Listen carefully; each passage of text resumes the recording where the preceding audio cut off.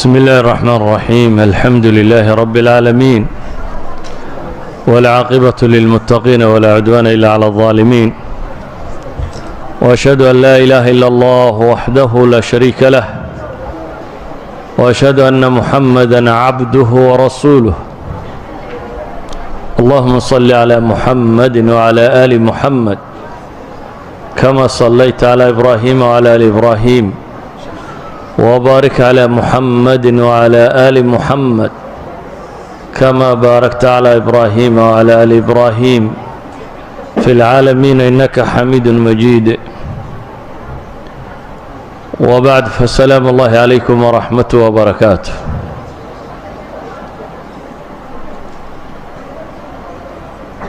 درسigu maanta wuxuu ku saabsiisayaa tasbiix.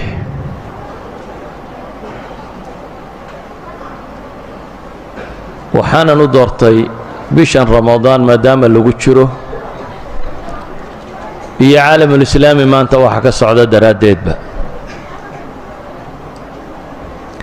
ilaahi subxaanaه wa tacaala qur-aanka wuxuu ku tilmaamaya kullu nafsin daa'iqaة اlmowt wanabluukum bالshari wاlkhayri fitnة wailayna turjacuun. naf dhammaanteed geeri bay dhadhamin baa ilaahay yidhi subxaanaه wa tacaala, oo noloshan aynu ku jirno hadday qadhaadha iyo hadday macaantay, hadday adagta iyo hadday fududdahay, hadday dhab kuula muuqato iyo hadday dheeldheel kuula muuqataba, ilaahay wuxuu leeyahay geeraa ka dambaysa. waxaanan idinku itixaamayaa baa ilaahay leeyahay bishari wاlkhayr. sharka iyo khayrka labadaba waa idinku itixaamayaa baa alla leeyahay subxaanaه wa tacaala. khayr waa lagugu itixaami oo nimciyo badhaadha lagugu itixaami sidii nebi sulaymaanba loogu itixaamay, oo weliba imtixaanada qaarkood innii axbabtu xuba alkhayri can dikri rabbi uu tilmaamayay ilaa uu dalbaday mid ka weyn, imtixaan ka weynina la geliyo oo ilaahay subxaanaه wa tacaala geliyo uu ku guulaystay. dabeetana nicma alcabdu innahu awaaba la ku sifeeyey. dhib iyo imtixaan baa lagugu itixaami sida ambiyo kaloo badan qur-aanka ilaahay kaga warramay. qaar la dilay,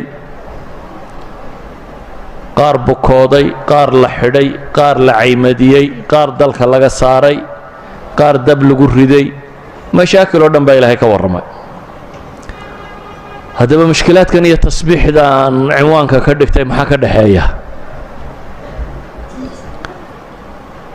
waxaa ka dhexeeya insaanku sidiisaba dhibta ilaahay subxaanaه wa tacaala in allaha laa yugayiru maa biqowmin xataa yugayiruu maa bianfusihim. innagaa layna faray inaynu dadaallo, laakiin markaynu dadaalkan la nimaadno waxaa layna faray inaynu ilaahay tala saaranno.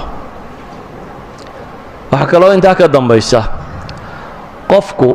wuxuu mas-uulka yahay inta awooddiisa ah. laa yukallifu allahu nafsan ilaa maa aataaha. haddana adigoo aan mas-uuliyadba gabin ayaad cadho gami waayi markaad aragto muslim cunaan la hayo iyo dad dhanoo muslimiinoo la baabi'iyey, dumar iyo carruur la tirtiray, dad gawaadhi la dulmariyey, qaar dayurada lagu garaacay, qaar kaarayaa laga dulboodsiiyey, qaar naabaa lagu riday. wax kasta markaad aragto naftu diiqad bay dareemaysaa ayaa cidhiidhi haddii muslimnima inuun kugu hadhsantay.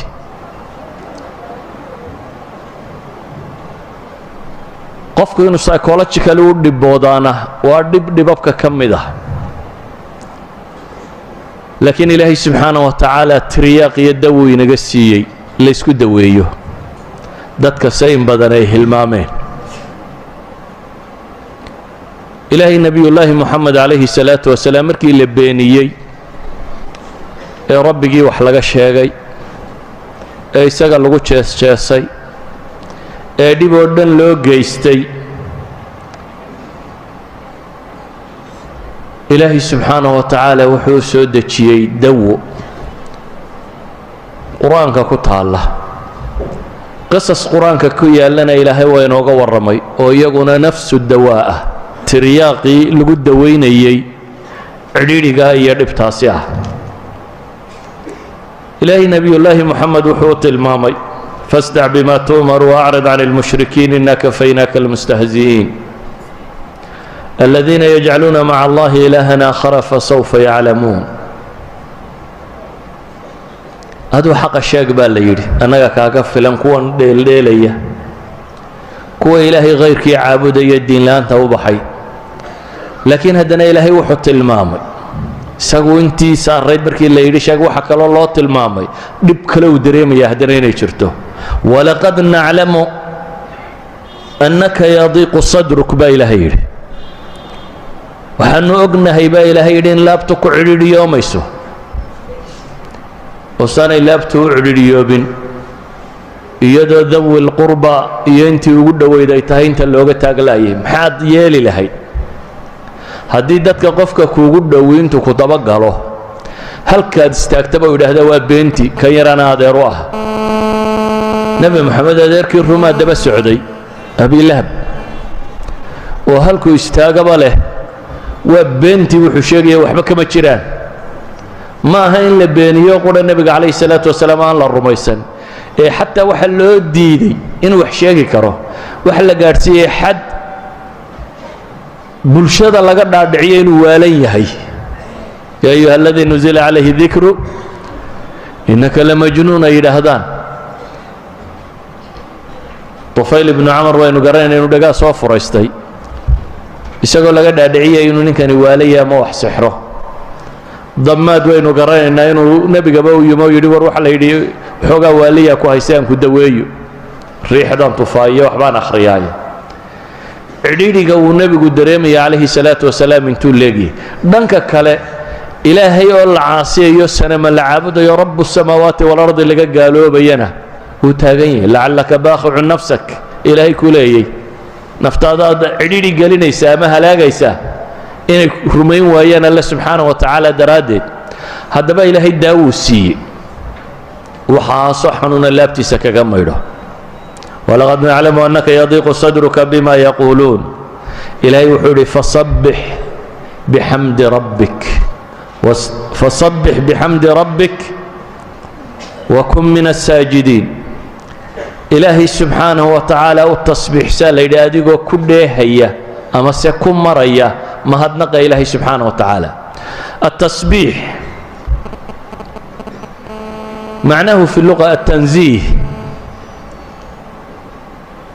أو الإبعاد بين هذا وفقين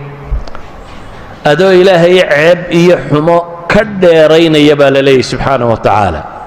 إلهي تصبيح دو وإلهي وحي وعنطمن وحي النقائسة وحي اللي دشاي عن ربي صفات كساهين وإلهي أتكن زهده حمدنا وعكس كذا وأمانتي يا إلهي أفعاشي سي أسمادي سونكسنا تقوم حديثه واتكو أمانته هو الثناء إذن والنفي إثبات وذا الصعدة والسلبي إيجاب وإلهي سبحانه وتعالى هداد حمكر يريسه وناقنا أظن نسبيسه وأتكا كور ديدبا إلهي سبحانه وتعالى وحي داوك آغتا هي ضيق الصدر كوهيستا الله بعديدك وكن من الساجدين فاصبر على ما يقولون وصبح بحمد ربك قبل طلوع الشمس وقبل غروبها ومن آناء الليل فصبح وأدبار السجود إلهي وحنا بقي سكوير الصبر وحيكو هذا أيامك صبر وصبح بحمد ربكنا إلهي سبحانه وتعالى وتصبيح صوت بل إلهي سبحانه وتعالى وحو قرآنك كبر النبي عليه الصلاة والسلام يا نقبا